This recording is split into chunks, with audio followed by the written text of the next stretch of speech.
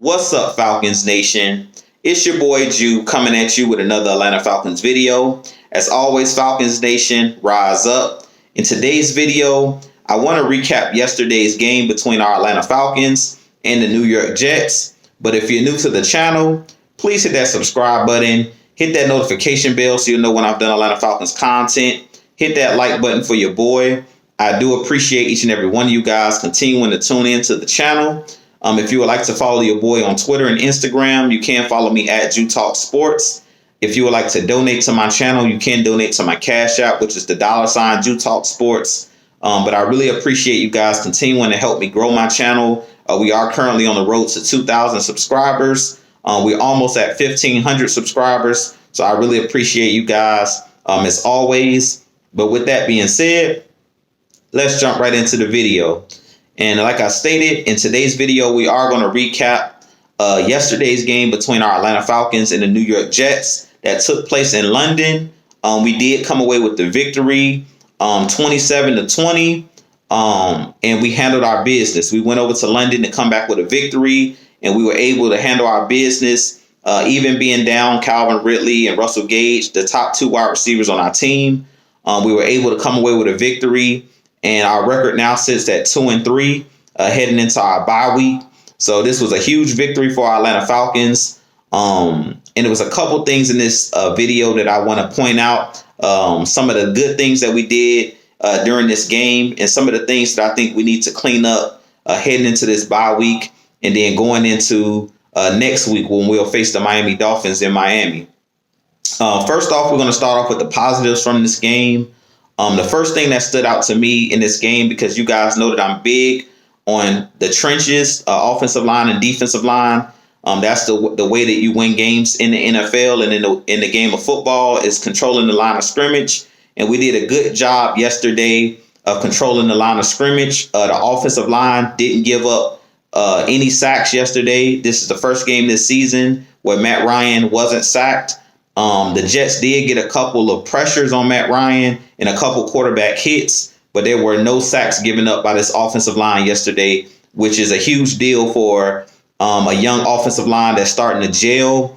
Guys like Matt Hennessy, our center, and our left guard, Jalen Mayfield. Both of those guys are first-time starters this season with our Atlanta Falcons, and both of those guys are growing up right before our eyes, coming into their own. I told you guys after the first game against the Philadelphia Eagles that it was going to take time for this offensive line to gel, and we're starting to see these guys gel. Arthur Smith, who's a former offensive lineman, our head coach, who believes in running the football and playing tough in the trenches, is doing a great job with this offensive line, and the offensive staff is doing a great job. All of the assistant coaches that are coaching up that offensive line, they're doing a great job of coaching these guys. I've seen immense improvements off of this offensive line since week one until now. And I've been really impressed with the growth of Jalen Mayfield, the growth of Matt Hennessy. This looks like night and day from the first game to now. These guys are playing a lot better. We know we struggled immensely in that first game against the Eagles and against the Tampa Bay Buccaneers in week 2. But since the first week of the season, these guys have really improved. So shout out to the coaches and shout out to these players for putting that work in practice. And I was really impressed the way that they kept Matt Ryan upright in this game, protected Matt Ryan in the pocket. And we talked about how deadly Matt Ryan can be when he's protected. And also when you're able to run the football. We did a great job on our offensive line in this game. They did a great job of opening up holes for Mike Davis and opening the holes for Cordero Patterson to allow these guys to run the ball. They did a good job of moving the Jets defensive line off the ball, knocking those guys off the ball. The last play or the last drive of the game on the in the red zone on the goal line, the offensive line basically pushed the whole Jets defensive line into the end zone and carried Mike Davis into the end zone. And that was one of the best plays of the game to me. It shows the attitude of this team, that they played with great grit in this game. And that was one of the most important things that stood out to me in this game, is the improvement of the offensive line play. The second thing that stood out to me in this game was how well Matt Ryan played in this game. I wasn't surprised to see Matt Ryan play well, because he's pretty much played well all season. But In this game, we started to see that Matt Ryan in these last two games, the last three games, Matt Ryan is really starting to gel and learn this Arthur Smith offense. Him and Arthur Smith are really starting to gel. It's like a new marriage. Arthur Smith basically stated, where you have a new head coach or a new offensive coordinator. You're trying to learn their scheme, learn their language, and how they like to call plays and get into a rhythm. And Matt Ryan seems to have found his rhythm. The last two games, he's had 8 touchdowns, 0 interceptions. So far on the season, Matt Ryan quietly is having a great season for our Atlanta Falcons. He has 10 touchdowns and only 3 interceptions. And those 3 interceptions all came in week 2, which 2 of those passes were tip passes against the Tampa Bay Buccaneers. So really, he only has had 1 interception. Really, that was his fault. And that was against the Buccaneers, where he threw that comeback route or that dig route to Russell Gage, where it was intercepted, and it was a pick 6. But the other 2 interceptions against the Buccaneers were tip passes. So really, Matt Ryan could really be sitting at 10 touchdowns and 1 interception on the season. But Matt Ryan is really having a great year so far. His completion percentage is almost 70%. It's at 69.1% so far on the year, which is very good for a quarterback, especially on the NFL level. Anytime you're completing more than 60% of your passes or 65% of your passes, that's really good. So Matt Ryan is quietly having a big season for our Atlanta Falcons and a really good season.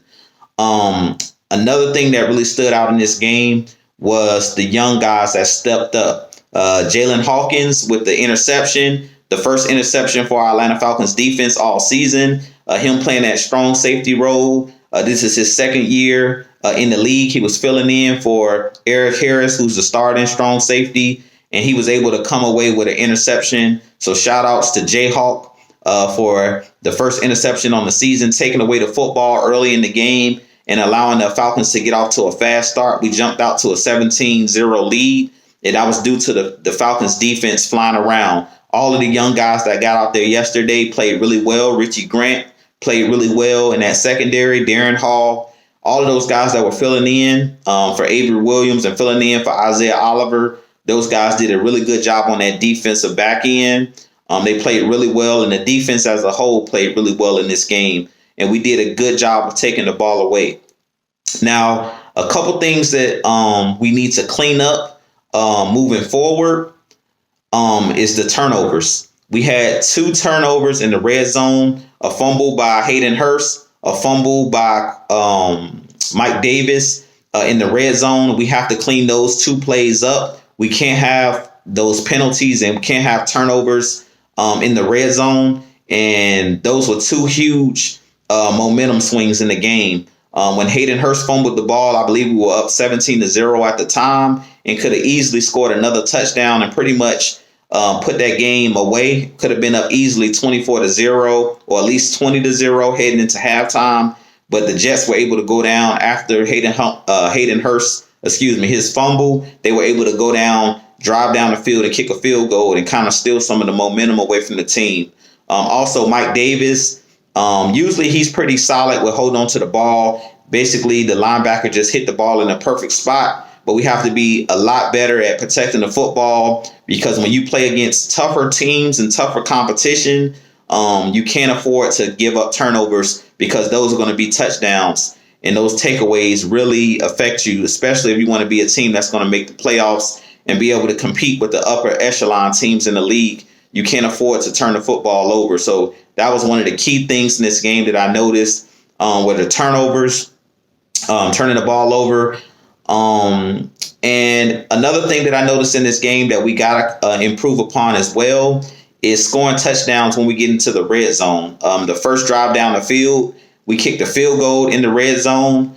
One thing that I did look up that's really not a surprise, because that was why Arthur Smith was brought here, but I didn't realize how well we actually are doing in the red zone. We're actually the fourth best team in red zone efficiency so far. So we can get that cleaned up and we can be like one of the top teams, right? We're already 4th in the league at red zone efficiency, but I think we can do a lot better job at when we do get in the red zone. A couple of the games that we lost early in the season, like against the Washington football team 2 weeks ago, is because we didn't punch the ball in the end zone early in the game. when we actually had the opportunities to punch it into the end zone, we kick field goal. So that's something that we're going to have to work on heading into this bye week and getting ready for the Miami Dolphins. But I've been really impressed with this team. Another quick bright spot that I have to talk about before ending the video was Kyle Pitts. Kyle Pitts showed us yesterday that he is a generational talent. He had his first 100-yard receiving game in the NFL, had a touchdown, 119 yards receiving on 9 catches, which was huge for our team. He showed why they call him the unicorn. He is one of those guys that can play wide receiver, tight end. He's a guy that's very versatile, and he showed yesterday that he is one of the X factors for this Atlanta Falcons team, him and Cordero Patterson. But I was really impressed with Kyle Pitts in this game as well. And I think that he's going to just improve as we move forward. Another thing that's really scary for a lot of teams is Calvin Ridley and Russell Gage didn't even play in this game. And we put up 27 points that we could have easily put up 40 points in this game. And I thought we were going to put up 40 points in this game if we didn't have those 2 takeaways or those 2 turnovers in the red zone in this game. But with that being said, that's pretty much all I have for this video. Like I said, I was really impressed with this victory for our Atlanta Falcons. And I think that we do have momentum heading into this bye week and that we have a lot that we can continue to improve upon heading into this game against the Miami Dolphins. But with that being said, you guys hit that like button, hit that subscribe button for your boy. I'll holler at you guys in the next video. I have a lot more coming for you guys as always. As always, Falcons Nation, rise up. Peace.